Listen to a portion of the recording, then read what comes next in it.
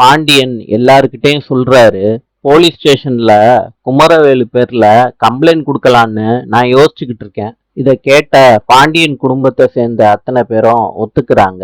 பாண்டியன், கோமதி, அரசி 3 பேரும் போலீஸ் ஸ்டேஷனுக்கு போறாங்க. இன்ஸ்பெக்டர் கிட்ட எல்லா விவரத்தையும் சொல்றாங்க. பாண்டியன் கிட்ட இன்ஸ்பெக்டர் சொல்றாரு, நடந்த விஷயத்த எழுதி கொடுங்க, நான் ஆக்ஷன் எடுக்கிறேன்னு சொல்றாரு. பாண்டியனும் எழுதி கொடுக்கறாரு. வீட்டுக்கும் போயிடுறாங்க. குமரவேலு வீட்டுக்கு முன்னாடி போலீஸ் ஜீப் நிக்குது. இன்ஸ்பெக்டர் குமரவேல் வீட்டுக்குள்ள வர்றாங்க. இங்க குமரவேல் யாருன்னு கேக்குறாங்க. சாப்பிட்டுக்கிட்டு இருந்த எல்லாரும் திரும்பி பாக்குறாங்க இன்ஸ்பெக்டரை. குமரவேலு நான் தான் எந்திரிக்கிறாரு. இன்ஸ்பெக்டர் சொல்றாரு, தம்பி உன் பேர்ல கம்ப்ளைண்ட் வந்திருக்குப்பா, பொண்ணை கடத்தினதா.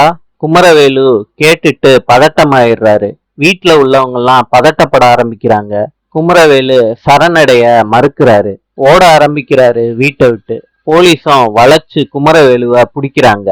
இந்த சத்தத்தை கேட்டு அரசி பாண்டியன் வீட்டு ஜன்னல்ல இருந்து எட்டி பாக்குறாங்க குமரவேல் வீட்டை. குமரவேலை போலீஸ் அரெஸ்ட் பண்ணி இழுத்துட்டு போறாங்க. வீட்டுல உள்ளவங்க எல்லாம் பதட்டமாயி கத்துறாங்க.